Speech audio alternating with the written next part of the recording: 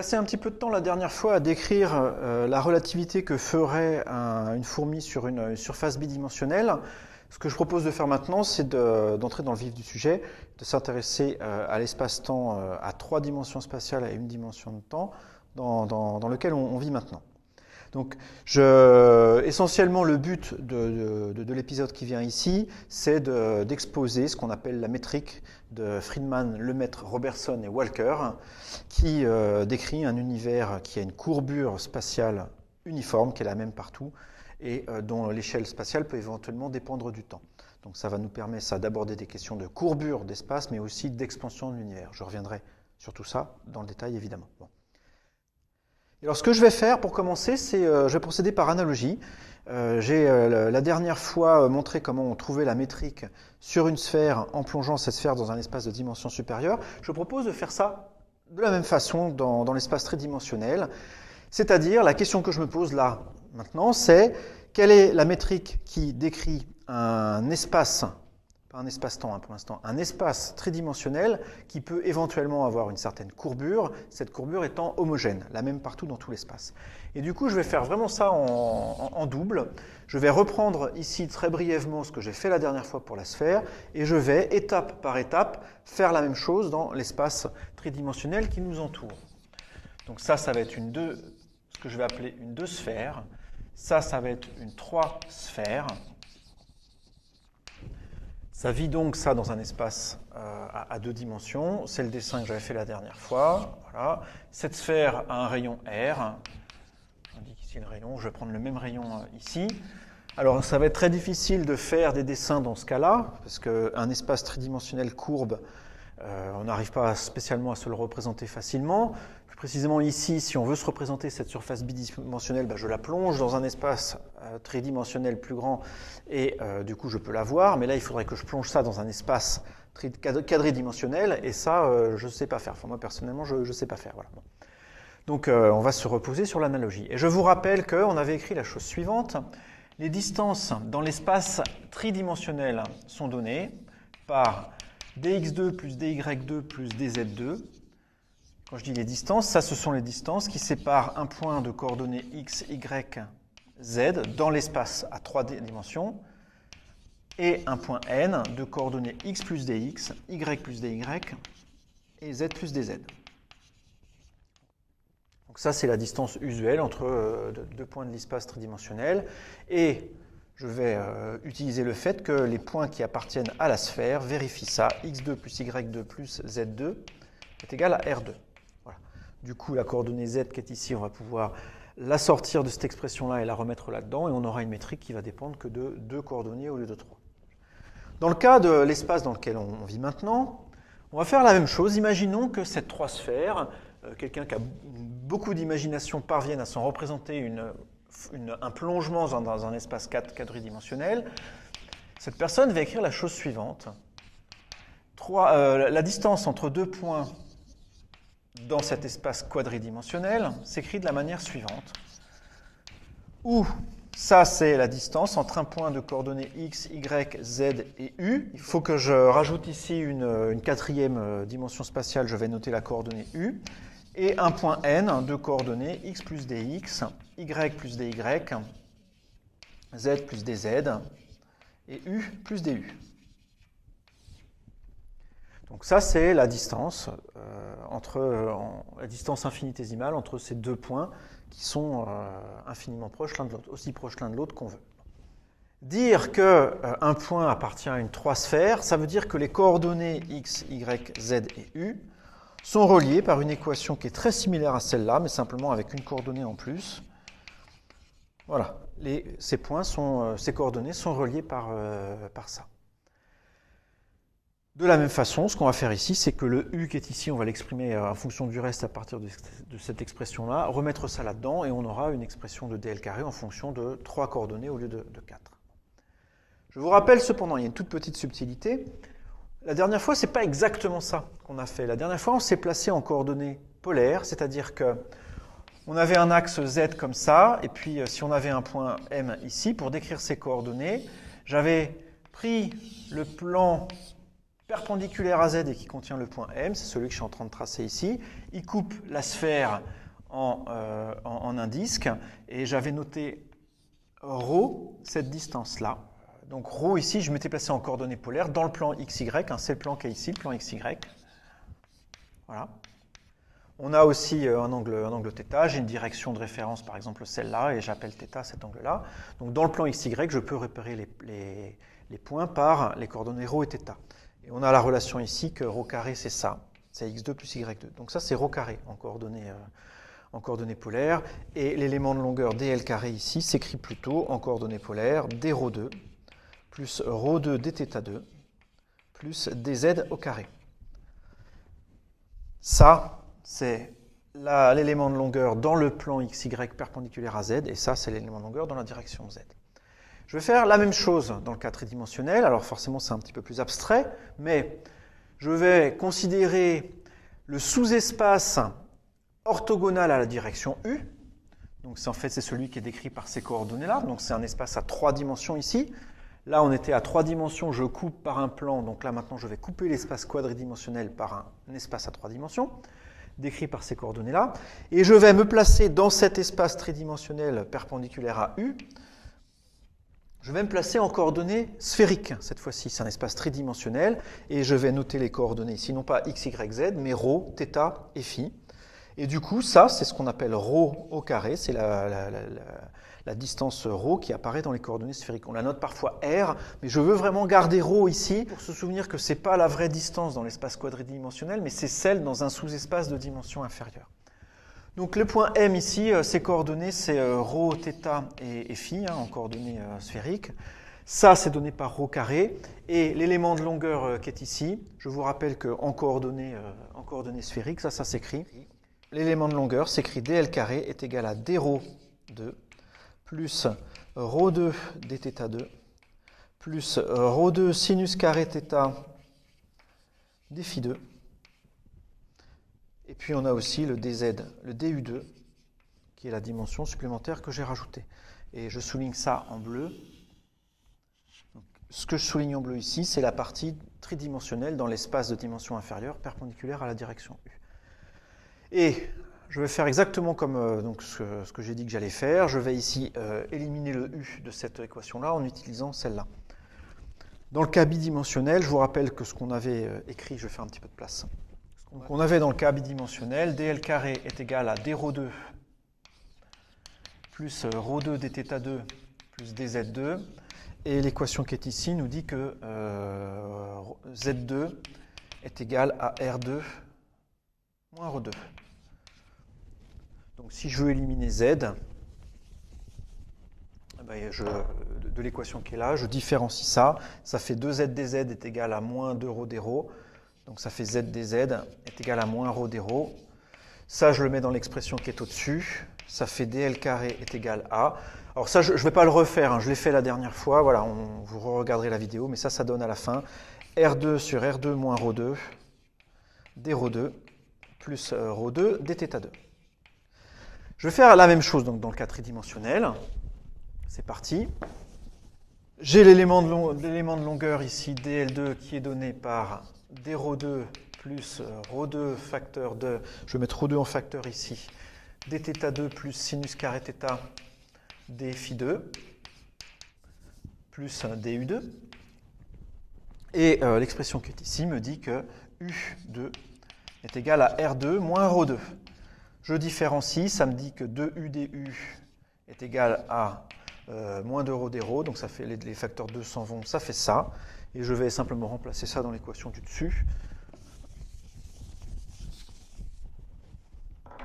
Ce qui me donne dl2 est égal à dρ2 plus ρ2 facteur de dθ2 plus sinus θ dφ2 plus, c'est parti, du2, ça fait ρ2 dρ2 sur u carré. Or, u carré, c'est r2 moins ρ2. Voilà. Et comme dans le cas bidimensionnel, si je mets ça, je mets ça avec ça, je les rassemble, je mets au même dénominateur, etc. Et on obtient encore quelque chose qui a exactement la même forme, en fait. r2 moins ρ2 plus ρ2, facteur de dθ2, plus sinus carré θ, dφ2. Je l'encadre. Voilà comment s'exprime l'élément de longueur dans un espace tridimensionnel qui a une courbure constante, donc il y a la géométrie d'une sphère à 3 dimensions, d'une trisphère, et en fonction des coordonnées ρ ici, θ et φ. Et on a effectivement quelque chose qui est vraiment très similaire à ça. Je vais vraiment insister sur un point fondamental ici. De la même façon que dans le cas bidimensionnel, la coordonnée ρ ici n'est pas la distance que mesure un observateur entre deux points. Par exemple, si j'ai l'origine qui est là, je vous rappelle que la distance entre O et M mesurée par quelqu'un qui vit sur la sphère, c'est le R qui est ici, ce n'est pas le ρ. De la même façon, le ρ qui est ici, ce n'est pas non plus la distance physique que mesure quelqu'un entre un point et l'origine. C'est une coordonnée, ça, qui est dans un sous-espace, donc l'équivalent tridimensionnel du plan qui est ici. Bon. Donc ρ, ce n'est pas quelque chose qu'on peut effectivement mesurer forcément facilement. Alors je vais transformer cette expression-là pour faire apparaître un élément de longueur qui ressemble plus à effectivement la distance mesurée sur la sphère. Dans le cas bidimensionnel, je vous rappelle qu'on avait un angle alpha ici, qui partait du centre de la sphère, c'était l'angle sous lequel on voyait l'arc entre M et O ici. Et on avait dans ce cas-là que ρ, c'est égal à grand R, le rayon de la sphère, fois sinus alpha. Et le petit r, lui, la distance physique, c'était donné par r alpha. Donc du coup, alpha au facteur r près, c'est vraiment la distance physique mesurée sur la sphère. Et bien on peut, dans le cas tridimensionnel, faire la même chose. Hein. On avait, je vous le rappelle, que ρ carré plus U2 est égal à grand R2. Je peux introduire un angle ici, tel que ρ est égal à grand R sinus alpha. Voilà. Du coup, le U, ça serait grand R cosinus alpha, et ça vérifie cette expression-là. Donc ρ ici, c'est la projection du rayon vecteur dans le sous-espace, dans le sous-espace tridimensionnel orthogonal à U. De la même manière que là, ρ, c'était la projection du vecteur position sur un plan orthogonal à Z. Bon. Et alors, si je différencie ça pour avoir d ρ, ça me dit que d ρ, c'est R cos alpha fois d alpha avec un signe moins. Et donc, si je calcule ce terme-là,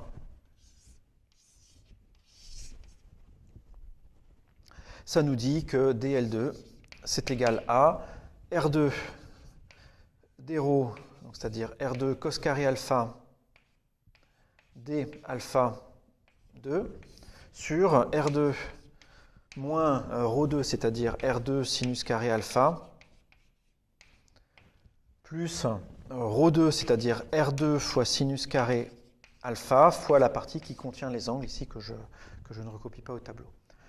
On voit dans le dénominateur ici, ça va bien se simplifier, puisque R2 moins R2 sinus carré θ, ça fait R2 cos carré θ, et donc tout ce terme-là se simplifie avec lui et avec lui. Et on se retrouve du coup pour dl2 avec R2 d alpha 2 plus R2 sinus carré alpha fois toute la parenthèse qui est là-bas. Et on voit que le terme ici R2 des alphas, si j'introduis petit r égale grand R alpha de cette manière-là, et bien ça s'écrit de la manière suivante. dl2 c'est dr au carré plus R2 sinus carré de petit r sur grand R fois la partie spatiale avec les angles sinus carré θ dφ2. Et du coup, on voit sur cette expression-là que si on mesure la distance radiale entre deux points, la mesure entre des points qui ont le même θ et le même φ, donc c'est ça que j'appelle une distance radiale. Dans ce cas-là, si les points ont le même θ et le même φ, ça fait 0. Donc on se retrouve avec dl égale à dr. Donc du coup, ça, c'est bien la distance radiale, effectivement. Avec ces coordonnées-là, avec petit r égale grand R alpha, c'est effectivement la distance radiale. Donc avec ces coordonnées-là, on a ici la distance radiale. Et du coup, on voit comment le fait d'être dans un univers tridimensionnel qui est courbé, comment ça modifie la métrique. On a ici ce terme-là, à la place de là où on se serait attendu à avoir. À la place de tout ça, on se serait attendu à avoir petit r carré. La métrique plate habituelle, hein, c'est ce qu'on obtient en mettant petit r carré ici. Donc là, on retrouve quelque chose vraiment très proche de ce que j'ai dit la dernière fois, hein. On avait vu que, effectivement, pour une sphère bidimensionnelle, on avait aussi ce terme-là qui intervenait dans la géométrie. Ben, c'est la même chose en 3 dimensions. Donc voilà, un espace tridimensionnel courbe, il peut être décrit par la métrique qu'on peut écrire sous cette forme-là ou sous cette forme-là. Petite remarque juste de notation. Le terme qui est ici, là, ça, on le voit parfois noté d'epsi 2, parce qu'effectivement c'est un angle, hein, et cet angle-là, c'est effectivement l'angle que font les 2 points M et N, dont je suis en train de chercher la distance infinitésimale. Donc vu depuis le centre, on peut montrer avec de la trigonométrie sphérique, enfin de la géométrie sur un cercle, l'angle entre ces 2 points est donné par d'epsi ici. On le note aussi parfois d oméga, enfin d oméga 2. Avec la remarque un peu curieuse que, tiens, ça serait l'angle solide, ça représentait l'angle solide ici. Alors, ce n'est pas le cas, hein, ce qu'on appelle l'angle solide, c'est l'élément de volume divisé par r carré, ce qu'on note d oméga, d'habitude pour l'angle solide, hein, ici, c'est d de surface sur R2 en coordonnées sphériques. Et l'élément de surface est donné par en fait, le produit de ça et de ça, c'est-à-dire par sinus θ fois dθ et dφ. Donc le d oméga 2, si d oméga 2 représentait l'angle solide, ne serait pas donné par ça, mais par ça. Cependant, cette notation-là, on la voit souvent, hein, et moi-même, en fait, je sais que j'ai assez facilement tendance à le noter de cette manière-là. Donc, peu importe l'interprétation, je le noterai, moi, probablement souvent dans la suite d oméga 2. Ce d oméga 2 ici, ça représente vraiment cette combinaison-là des angles élémentaires. Donc d oméga, pour moi, c'est vraiment un angle au sens plan. Bon. Alors, ce que j'ai fait ici, pour l'instant, c'est chercher la métrique d'un espace tridimensionnel qui aurait une courbure constante, positive, qui aurait la géométrie d'une sphère, et on tombe sur une de ces 2 formes-là. En fait, quand on fait de la cosmologie, si on part du principe cosmologique qui est de dire l'univers est homogène, isotrope, donc s'il est homogène, il est même partout, si on se laisse la possibilité de vivre dans un espace tridimensionnel courbe, la question qu'il faudrait se poser, c'est quelle est la métrique la plus générale qui décrive un univers homogène et isotrope. Donc s'il est courbe, il faudrait que la courbure soit la même partout, donc quelle est la métrique finalement des espaces de courbure constante. On peut le faire, ça je ne vais pas le faire ici, je vais juste vous donner le résultat. On obtient en fait la même chose que ce qu'on avait obtenu pour la sphère bidimensionnelle. C'est-à-dire que la réponse la plus générale qu'on a à la question que je viens de poser, c'est une métrique qui s'écrit sous cette forme-là, avec ici non pas ça, mais quelque chose qui va s'écrire plutôt une fonction sk de r au carré, qui va dépendre d'un nombre k qui va décrire le type de courbure dans lequel on se trouve. Et on vient de voir ici que pour une sphère tridimensionnelle, c'est ce qu'on appelle une courbure positive, on va dire que k vaut plus 1 dans ce cas-là, on a alors que sk de r est égal à grand R, sinus de petit r sur grand R. Ça, c'est vraiment ce que je viens de montrer, c'est ce que j'ai effacé ici pour le remplacer par sk. Dans le cas d'un univers plat, on va prendre k égale 0, c'est un univers donc, qui n'a pas de courbure, un plan. Bah, dans ce cas, la métrique ici, c'est celle d'un plan. Et on a simplement sk de r qui est égal à petit r. Et effectivement, si on met r carré ici, on retrouve l'élément de longueur habituel en coordonnées sphériques dans l'espace tridimensionnel habituel dans lequel on fait de la géométrie d'habitude. Et il y a une autre situation où k serait négatif. Donc la courbure est négative, et dans ce cas, c'est décrit ça par un sinus hyperbolique à la place du sinus, petit r sur grand R. Voilà les 3 situations auxquelles on peut être confronté, les 3 situations qui répondent à la contrainte d'avoir un univers tridimensionnel qui est de courbure homogène, donc la même partout. Ça se traduit aussi sur l'expression qui est ici. La seule chose que ça change, c'est de mettre ici le facteur k dont je viens de parler. R2 moins k fois ρ2. Et donc le k qui est ici vaut plus 1, moins 1 ou 0. On voit que s'il vaut 0, et bien effectivement on se retrouve avec quelque chose qui a la même forme que la métrique plane habituelle, où ρ cette fois-ci sur l'interprétation c'est vraiment le petit r. Et si k égale à plus 1, eh ben on se retrouve avec ce qu'on vient de faire. Voilà, j'avais ici effectivement plus 1 tout à l'heure. Et k égale moins 1, c'est le cas de cet autre espace à courbure négative. Mais voilà, de manière générale, voilà comment on peut écrire la métrique d'un espace tridimensionnel à courbure constante. Comme dans le cas de la sphère bidimensionnelle, le facteur grand R qui intervient partout, là, peut éventuellement dépendre du temps. Si grand R dépend du temps, ça ne brise pas le fait que la courbure soit la même partout, ni que l'espace soit courbe. Et de fait, l'élément de longueur le plus général qu'on puisse écrire, il s'écrit de cette manière-là. R carré de t, facteur 2, et je vais mettre R carré là-dedans en facteur partout. Par exemple, ici, là, facteur de d, petit r sur grand R au carré, plus ou bien sinus de R sur grand R, ou bien R sur grand R, ou bien sinus hyperbolique de petit r sur grand R. Je mets d'un coup ici les trois possibilités, fois l'élément qui contient les angles et que je note d oméga 2 comme j'ai indiqué tout à l'heure. Voilà. Donc on peut mettre R au carré en facteur, et ce qui reste là, ça c'est ce que j'ai appelé alpha tout à l'heure. Donc ça, c'est R2, facteur de d alpha 2, plus une fonction de alpha ici, que je vais noter de manière très abusive, sk de alpha. Donc c'est abusif dans le sens où dans sk, ici, il y avait le grand R que j'avais mis. Et là, ce que j'appelle sk maintenant avec alpha dedans, c'est juste le sinus qui est ici. Donc c'est sinus alpha, alpha, ou bien sinus hyperbolique de alpha, fois d oméga 2. Et du coup, on voit que ces distances-là, elles se séparent en deux parties vraiment très différentes. On a ça qui donne la courbure de l'espace, mais aussi le facteur d'échelle. Ça nous dit, si ce facteur-là se met à être multiplié par 2 d'un coup, ça veut dire que toutes les distances simultanément vont être multipliées par 2 partout sur la sphère. La partie qui est ici, ça décrit ce qu'on appelle les coordonnées comobiles. Donc ça, c'est la partie comobile. Alors je vais essayer de donner une image de ce que sont ces coordonnées comobiles dans notre espace à 3 dimensions. De la même manière que sur la sphère, on peut tracer un ensemble de parallèles et un ensemble de méridiens. Donc ça serait des coordonnées géographiques. On a θ et on a φ ici. θ, c'est la colatitude, et φ, c'est la longitude sur cette sphère. Sur cette sphère, θ et φ, ça serait des coordonnées comobiles.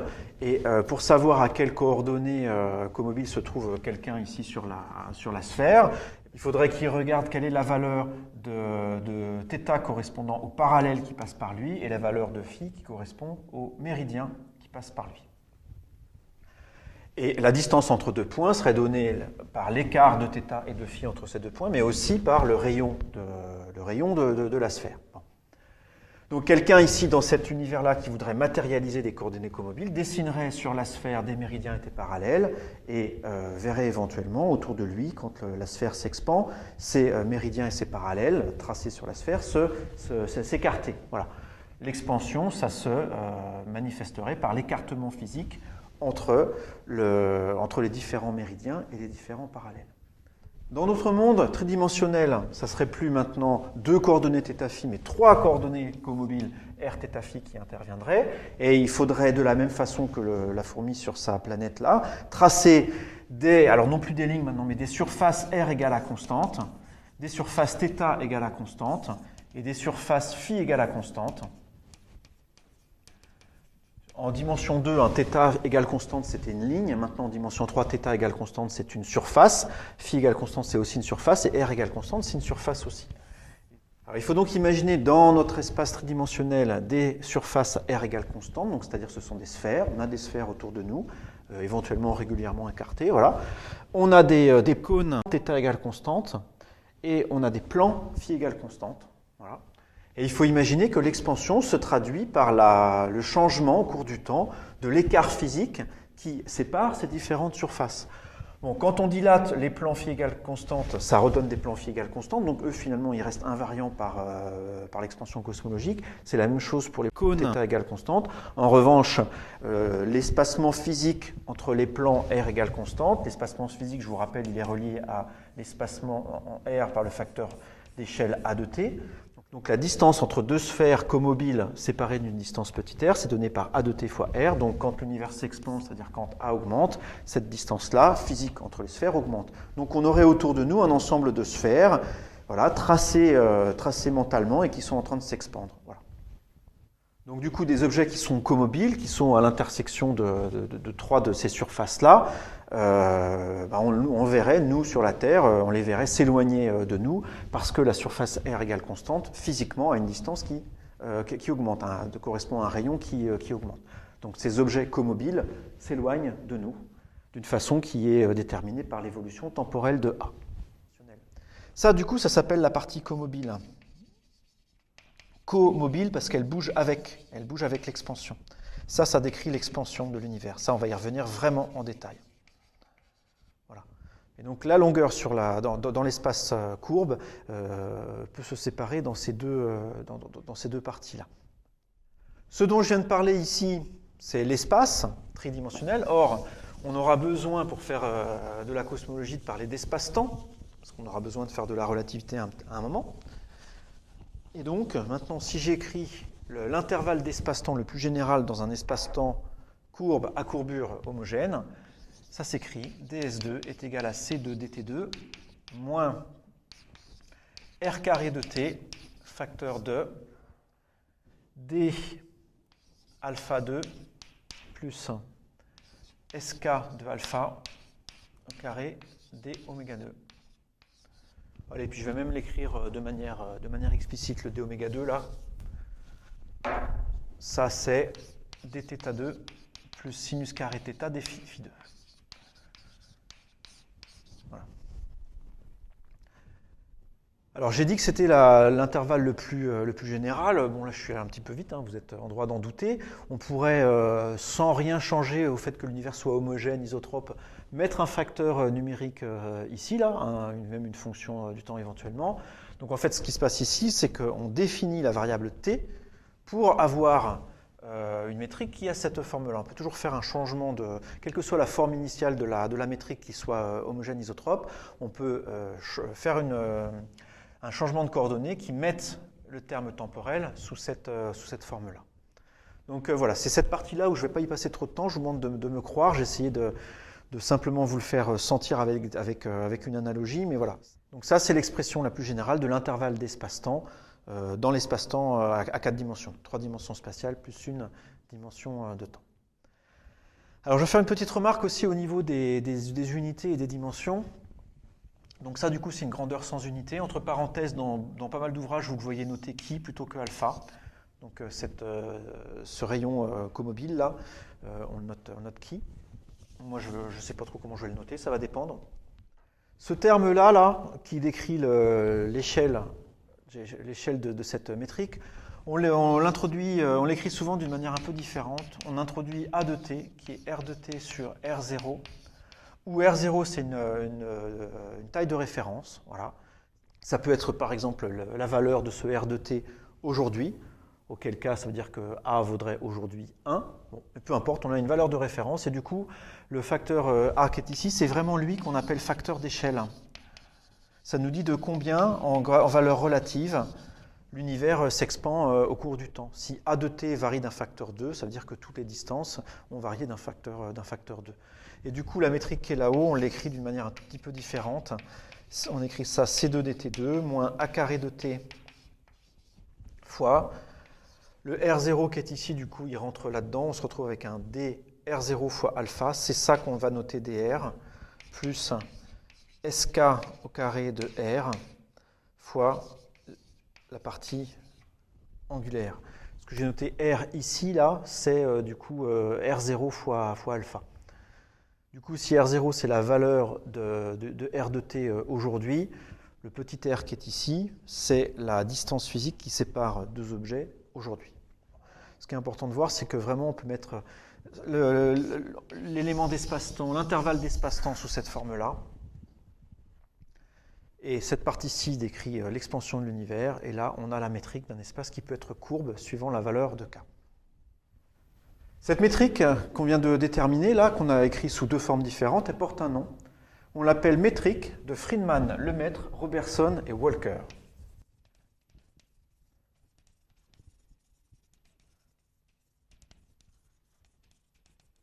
Friedman et Lemaître, ces deux noms sont là pour rappeler qu'indépendamment, Friedman et Lemaître ont été les premiers à introduire en cosmologie l'idée d'un facteur d'échelle qui variait au cours du temps et donc d'un univers qui pouvait être en expansion. Et les noms de Robertson et Walker, ils sont là pour indiquer qu'indépendamment, eux aussi, eux, ils ont vraiment cherché les formes les plus générales de la métrique qui pouvaient satisfaire aux principes cosmologiques. Voilà. Et donc ça, plutôt que de répéter toujours métrique de Friedman, Lemaître, Robertson, Walker, on l'appelle souvent métrique de FLRW, avec juste les initiales. Et on voit aussi très souvent simplement indiquer métrique de Robertson-Walker. On s'y réfère ça comme la métrique de Robertson-Walker. Voilà.